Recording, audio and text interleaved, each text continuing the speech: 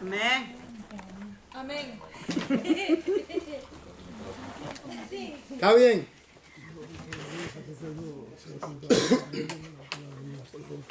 Nos quedamos donde el entendimiento del profeta y el autoexamen. ¿Quién hizo el autoexamen? ¿Quién lo hizo? Bueno, se lo de...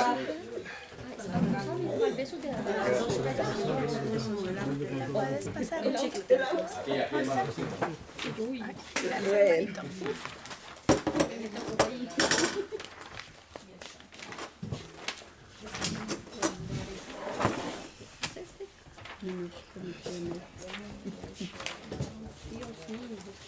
No. Déjalo para la próxima semana. Para la próxima semana. Así tiene tiempo para hacerlo. Amén. Amén. Entonces nos quedamos donde dice el entendimiento del profeta. Amén. Amén. Yo creo que mi hermana Yolardi lea porque estoy un poquito afónico. Tranquilo, pastor. Foni. Foni. Esa palabra griega en realidad. Pone. Llevamos 203. 213. Un poquito aquí. Ya, hermano. Ya. El entendimiento del profeta, ¿no? Amén. Amén. Cuando miramos las ramificaciones de las predicciones del profeta desde nuestra posición en el Nuevo Testamento, tal vez nos preguntemos qué era lo que él entendía en realidad. ¿Estaba el profeta completamente en oscuridad respecto a lo que estaba diciendo, como la persona que simplemente toma un dictado? La respuesta es no. Los profetas entendían lo que escribían, pero ellos deseaban conocer todas las explicaciones y detalles que nosotros conocemos. Ok. ¿Qué era lo que veían los profetas?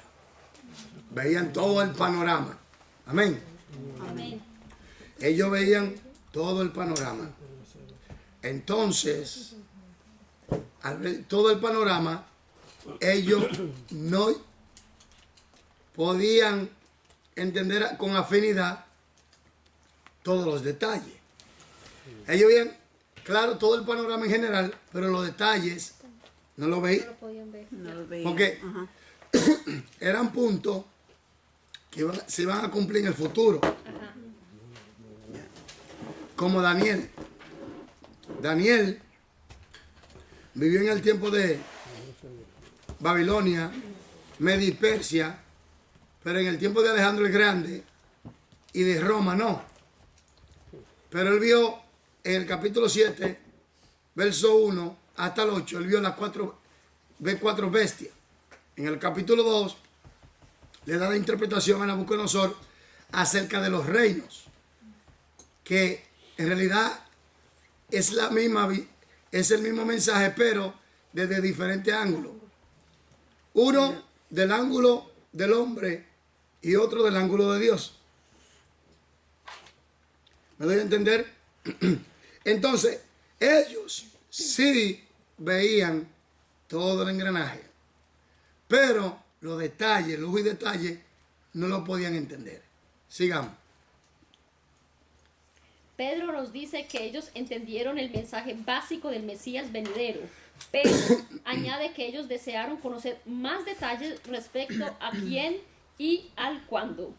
Los profetas que profetizaron la gracia destinada a vosotros inquirieron y diligentemente indagaron acerca de esta salvación, escudriñando qué persona y qué tiempo indicaba el Espíritu de Cristo que estaba en ellos, el cual anunciaba de antemano los sufrimientos de Cristo y las glorias que vendrían tras ellos. A esto se les reveló que no para sí mismos, sino para nosotros, administraban las cosas que ahora os son anunciadas. Primera de Pedro 1, 10, 12.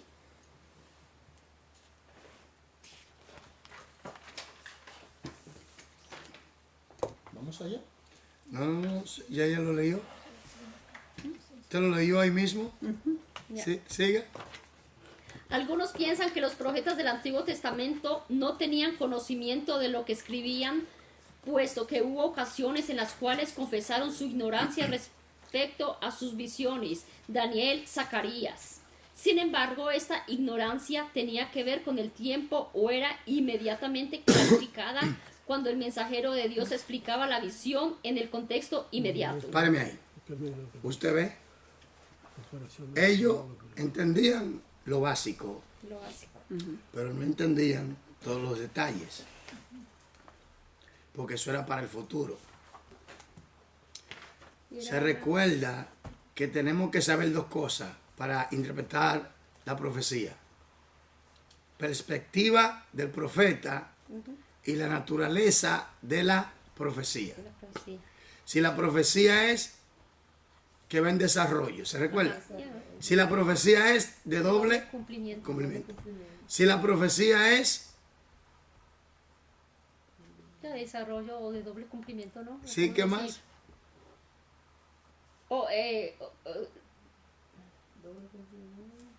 Que la tenemos que ver de la perspectiva del profeta, ¿no? Y su naturaleza. Y su naturaleza. Ahora, ustedes saben por qué es importante el estudio de la profecía, ¿verdad? ¿Se recuerdan? Porque es una parte valiosa de la revelación de Dios. Claro. Porque nos ayuda a santificarnos más. Sí, ¿no? claro, siga. Produce una confianza hacia el futuro. Siga. Y la otra, reafirma la soberanía de Dios para los asuntos del mundo. Sobre los asuntos del mundo. ¿Te ve? Que Dios le bendiga, hermana Yorladi. Que Dios le bendiga. Que Dios le bendiga. Amén. Entonces, sigamos leyendo. Cuando consideramos, ahí nos quedamos. Cuando consideramos el entendimiento que el profeta tenía de sus profecías, nos surge otra pregunta. ¿Tiene una profecía dos interpretaciones, una histórica y una futura? ¿O solo una? La respuesta es una. Una. La de doble. La de doble cumplimiento. No tiene dos significados, sino un solo significado. Ahora, es una profecía con un cumplimiento, con una parte histórica y una parte futura. ¿Quién me puede dar a mí una profecía de doble cumplimiento? ¿La salvación en Cristo? Ese está en desarrollo. Ese es el desarrollo. Sí. ¿Cuál más? Deme otra en cuanto a doble cumplimiento. Doble cumplimiento. Mira, Y leímos muchas. ¿cómo seremos?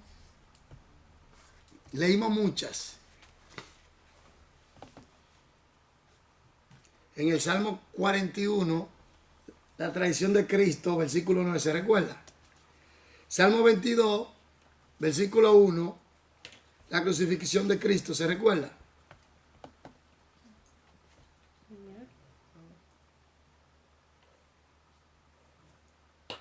Deme una que esté en desarrollo, aparte de la que usted mencionó.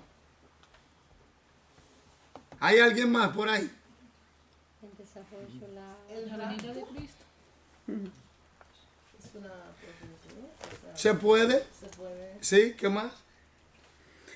La marca Cuando de la bestia. Jesucristo venga, La marca de la bestia. cuando vuelva por segunda vez, también. La derrota de Satanás. Sí, sí. Ok, sigamos leyendo. El cumplimiento es siempre muchísimo más grande de lo que el profeta soñó o comprendió, pero es esencialmente el mismo. Así como el rifle tiene dos miras, una cercana al ojo del tirador y una al otro extremo del cañón, la profecía tiene dos aspectos. El profeta veía aquellos acontecimientos como cercanos a él, porque tenía una perspectiva limitada. Ahora viene el punto de que los hombres comienzan a interpretar a su manera. Y por eso esta parte de la Biblia es muy controversial. Porque, por ejemplo, algunos dicen que la Iglesia Católica es la bestia. Okay. Otros dicen que el anticristo viene de una parte de Siria, del mundo musulmán. Y sacan todas unas conclusiones que no encajan conforme al contexto bíblico. Por eso es bueno conocer el contexto en el cual se está estudiando la profecía. ¿Me doy a entender? Porque mucha gente dice, por ejemplo, que el anticristo es fulanito de tal. Eso no se puede decir. Que el mundo se va a acabar en tal día. Tampoco se puede decir. Que Cristo viene el 22 de septiembre. Tampoco se puede decir. Así dicen gente. Y ponen fecha y ponen dato. Y por eso es bueno que usted entienda cómo interpretar la profecía bíblica. Para no caer en esos engaños. Amén. Sigamos. Sin embargo, su intención estaba directamente de acuerdo con el cumplimiento en el Nuevo Testamento. Por esta razón, solo cuando consideramos primero la perspectiva del escritor y luego la comparamos con el cumplimiento en el Nuevo Testamento, podemos saber con exactitud lo que Dios comunicó. Oye, ¿cómo es? Lea de nuevo eso. Por esta razón, solo cuando consideramos primero la perspectiva del escritor, La perspectiva del escritor. ¿ya? Siga. Y luego la comparamos con el cumplimiento en el Nuevo Testamento, podemos saber con exactitud lo que Dios comunicó. En otras palabras, viendo la perspectiva del profeta en el Antiguo Testamento y comparándola con el Nuevo Testamento, vemos con exactitud lo que quiso decir. Ahora, observa, vamos a hacer un ejemplo. Un ejemplo muy claro. Nosotros sabemos que en estos últimos tiempos se está formando el imperio del anticristo, el último imperio. En el capítulo 7, versículo 8, vemos esta bestia. Este es un imperio.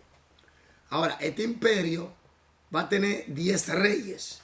De esos 10 reyes, que lo simboliza como cuerno, sale un pequeño cuerno que es el anticristo. Capítulo 7 de Daniel, versículo 7 y 8. Entonces, cuando vamos a Apocalipsis capítulo 13, nos da el panorama más amplio.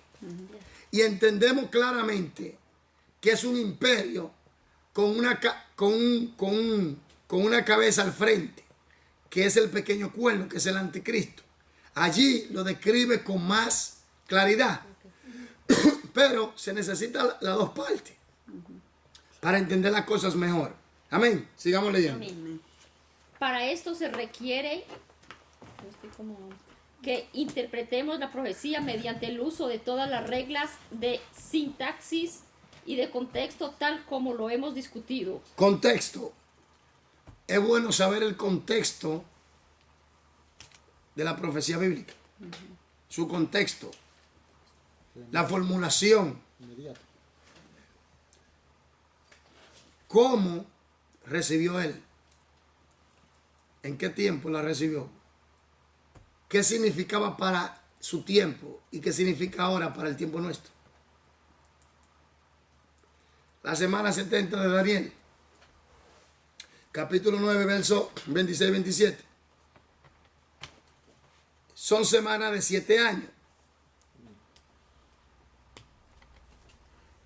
Semana de 7 años. Son 7 años que faltan. Y en esos 7 años son 7 años de gran tribulación. Y esos 7 años son dedicados exclusivamente para probar al mundo entero y para Israel. La iglesia no va a estar en ese tiempo, en esos 7 años. No estará. Porque será arrebatada. Sigamos.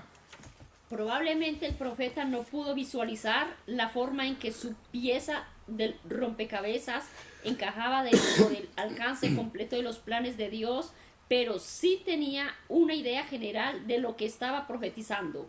Por tanto, el conocimiento de la intención del profeta es básico para hacer una correcta interpretación. Ejercicio 20. Encierre en un círculo la letra que corresponda a cada declaración correcta respecto a la función que cumple el propósito original del profeta en la comprensión de la profecía bíblica. ¿Cuál usted escogió? Según Primera de Pedro, los profetas del Antiguo Testamento entendían lo que estaba diciendo, pero no tenían una comprensión clara de la fecha, forma o dimensiones de sus profecías. Y Claro. C. Sí. La comprensión de la intención original del profeta del Antiguo Testamento constituye siempre una parte básica de la válida interpretación de su profecía. ¿Entendieron eso? Está claro. Entonces, no se puede agarrar y venir a decir cosas a simple vista. Hay que estudiar la perspectiva del profeta, la naturaleza de la profecía y su contexto. Hermano, el examen de la unidad se lo dejo a ustedes. El examen de la lección, de esta lección, hágalo, y el de la unidad. Tenemos ahora la unidad 4, la última unidad. Que Dios le bendiga, estamos terminando ya. No, ya. Práctica. Oiga esto, aquí. Práctica de interpretación en los contextos más cercanos. Contexto cercano. Contexto inmediato. Contexto remoto. Contexto gramatical. Contexto histórico. Contexto del libro. Contexto de la Biblia. Para evitar caer en malas interpretaciones. Amén. Ok. Vamos a ver. Hermana Lilian, ¿me puede leer la introducción, por favor? Claro. Práctica de la interpretación en los contextos más cercanos. Una leyenda antigua cuenta de 4 ciegos que se toparon con un elefante. Ponga atención aquí, que esto le pasa a los creyentes que no conocen las reglas de interpretación bíblica. Ponga atención para que usted vea. Sí. Cada uno de ellos tocó el objeto y trató de adivinar qué era. El primer ciego tocó una pata y creyó que se trataba de un árbol. El segundo extendió su mano, agarró la trompa y la soltó rápidamente, pues creyó que era una serpiente. El tercer hombre tocó la oreja y pensó que era la hoja enorme de una palmera. El cuarto tocó el costado del animal y pensó que se trataba de una pared. Así ocurre con la Biblia si estudiamos textos individuales separados de sus contextos circuncidantes. ¿Se entiende esto? Amén. ¿Qué quiere decir? Miren, pongan atención. La Biblia es un libro integral. No se contradice ni se sale de su orden. Es una línea recta, es una eslabones encajados el uno al otro sin salirse. Todo concuerda. En cuanto a comprensión, el problema lo tiene el hombre, no la Biblia. El hombre que tiene el problema. Entonces, la gente que no conoce las reglas de interpretación, los medios, están como los ciegos. Así mismo están, lamentablemente. Sigamos. Probablemente obtendremos una idea distorsionada de sus significados. En la unidad 2 identificamos los círculos de contextos que rodean un pasaje individual. Nuestra meta en esta lección es practicar la interpretación en los círculos de contexto más cercanos.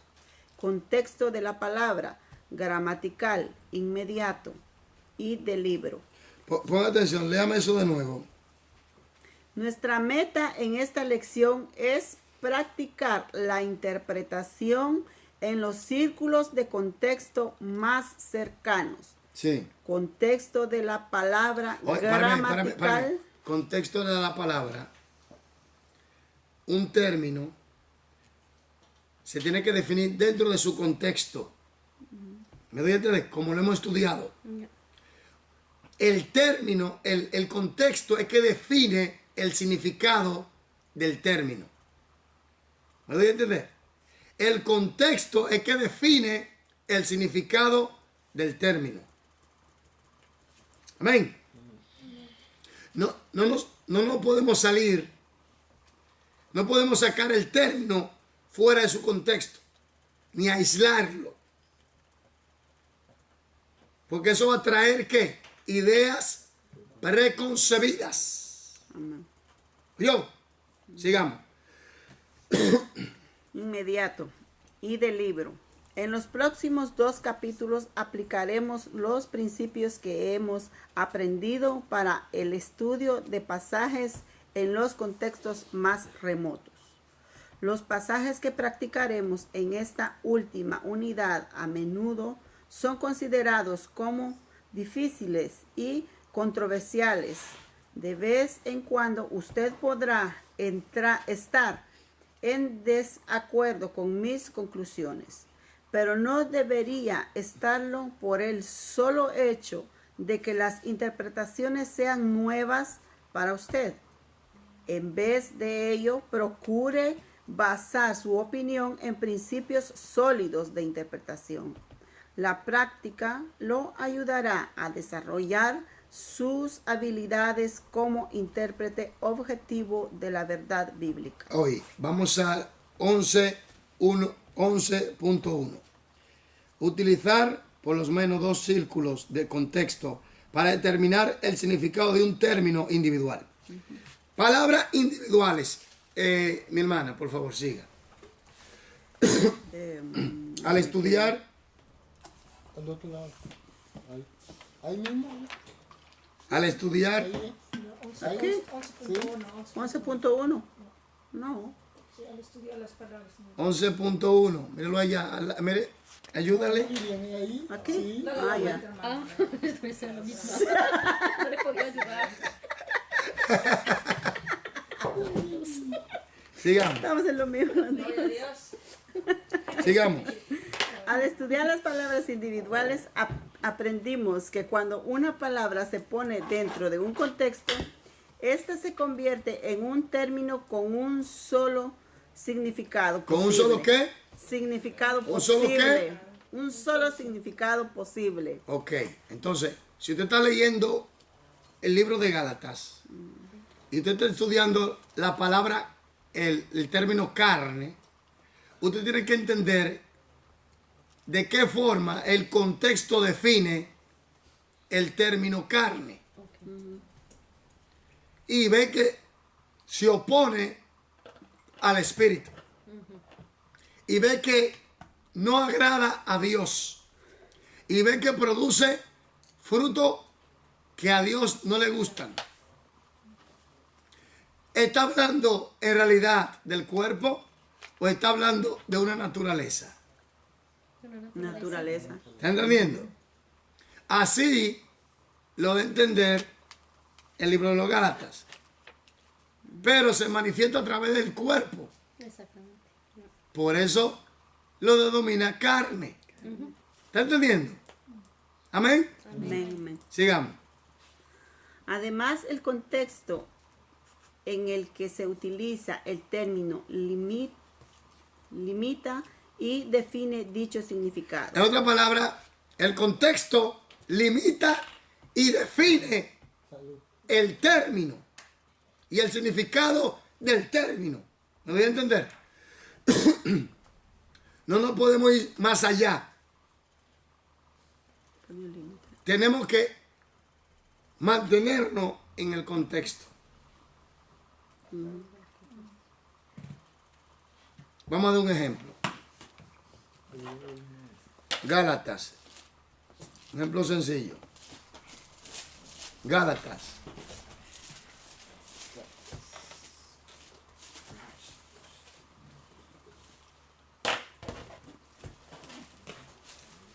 Gálatas 5:1, por favor. Estad pues firmes en la libertad con que Cristo nos hizo libres, y no estéis otra vez sujetos al yugo de esclavitud. El término libertad, ¿cómo el contexto aquí lo define?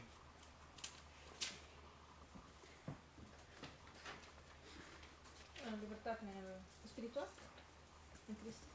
Que somos ya libres en Cristo. Ya Sí, pero conforme al contexto. firmes en la libertad con que Cristo nos hizo libres, no someten al yugo de la esclavitud, que no seamos esclavos al pecado, sino que estamos libres en Cristo. ¿Cuál era el problema de los Gálatas? Ahí está el asunto. ¿Cuál era la situación que estaba aconteciendo en Gálatas? ¿Estaban siendo qué? Judaizado, ¿no? Judaizado, lo estaban judaizando.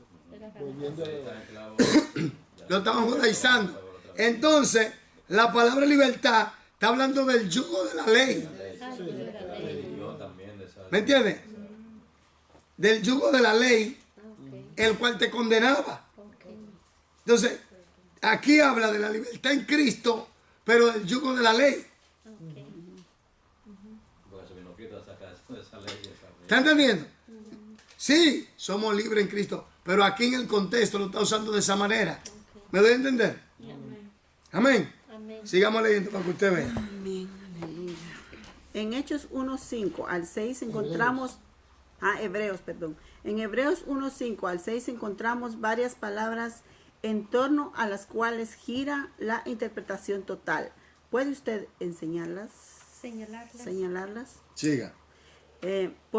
Porque ¿a cuál de los ángeles dijo Dios jamás? Mi hijo eres tú, yo te he engendrado hoy. Y otra vez, yo seré a él padre, y él me será a mí hijo. Y otra vez, cuando introduce al primogénito en el mundo, dice, adórenle todos los ángeles de Dios. Hermanos y hermanas, esto es una profecía de doble dimensiones, de doble cumplimiento. Doble cumplimiento. Y es muy importante entender por qué habla engendrado hoy y mi hijo eres tú. Entonces, vamos a aclarar engendrado hoy y mi hijo eres tú. ¿Qué significa eso? ¿A qué se está refiriendo? Siga leyendo para que usted vea. Cuando leemos este versículo nos vienen a la mente muchas preguntas. ¿A qué día se está refiriendo el escritor? ¿Cómo puede Cristo convertirse en el Hijo de Dios? ¿Usted oyó eso? Porque él siempre lo fue. Amén. Siga. Las respuestas a estas preguntas giran alrededor de la identificación de las palabras hijo y hoy. Como parte de nuestro método de estudio, examinaremos el contexto inmediato y consultaremos el diccionario, la concordancia y las notas al pie de página para buscar el contexto que nos dé el significado singular de cada una de estas palabras. Ok, aquí viene algo muy importante y es que, ¿qué significa hijo conforme a las escrituras? Porque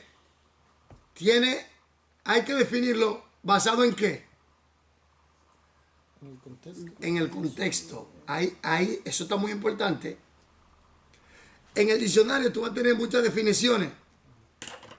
Y en la Biblia tú vas a tener varios contextos. Pero como el libro de los Hebreos, el autor de los Hebreos, lo define en el contexto. ¿Por qué? Porque si buscamos en el diccionario, vamos a encontrar hijo, varón descendiente, ¿verdad? Descendiente directo, Génesis 27:1.